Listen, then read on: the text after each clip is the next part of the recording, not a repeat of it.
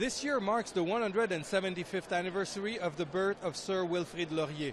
To honor Canada's 7th Prime Minister, the MacDonald-Laurier Institute is holding a special evening to remember one of Canada's greatest Prime Ministers. Laurier was the first Francophone to hold this position and led government from 1896 to 1911. He is known for his efforts to reconcile the differences between Anglophones and Francophones and create a country where they could live in harmony. What I remember most about him was the man's humanity. He didn't have a nasty bone in his body. He was a great human being. He was a humanist. He was a liberal in the small L sense of the word. And he had a great love for a bigger Canada. And the fact that we're all here almost 150 years later is at least in part due to his contribution. Historian and writer Charlotte Gray moderated a panel on the life and times of Sir Wilfrid Laurier.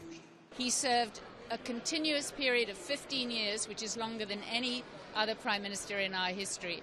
But more than that, he was an extraordinarily sophisticated balancer. He had so many different tensions to face. He had to balance the interests of French-speaking Canada with those of English-speaking Canada.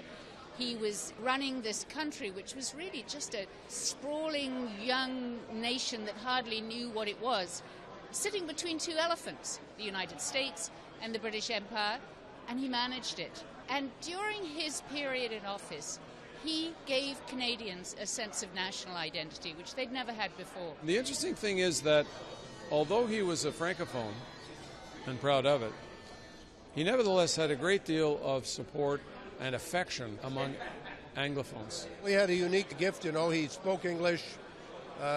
His father made him learn English as a child, so his command of the English language was superb. Globe and Mail columnist Jeffrey Simpson stresses that the problems that Laurier had to face were quite serious, and many of them put national unity in peril. Should the French language be an official language in Manitoba? Should it be an official language in Ontario? What about the rights of English minorities in the province of Quebec? Then there was the question of, should Canada participate in the British Navy? Should it participate in the Boer War? There were many Anglo-Canadians who said, absolutely, we have to side with Britain. And Laurier said, no, we either stay out of this, or if people want to go to the Boer War, they can go independently. But those were deep divisions. Former interim leader of the Liberal Party, Bob Rae, agrees that Canada, as it stands today, is in part a result of Laurier's efforts. You don't know how we could or would have survived a number of crises, even, as I'm going to talk about this tonight, but even in the way in which Laurier went outside the national consensus, if you like, on the First World War. When he refused to join the Borden coalition, everybody said he was putting everything at risk.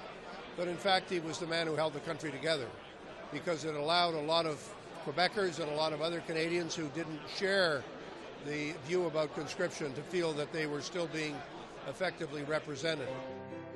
Many observers and historians agree that Wilfrid Laurier contributed to keep Canada united, something rather ironic considering that in the beginning he opposed Confederation. In fact, we shouldn't forget, he didn't even think Confederation was a very good idea in 1867.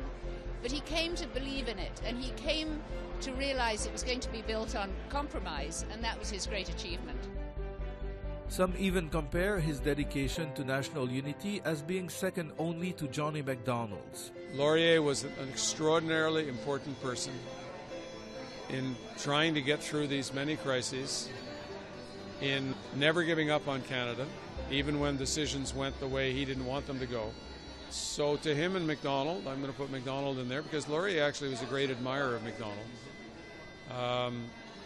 Who knows where Canada would have gone? We were fortunate in the leaders we had. And by and large, we've been fortunate in most of the leaders we've had. Not all of them, but most.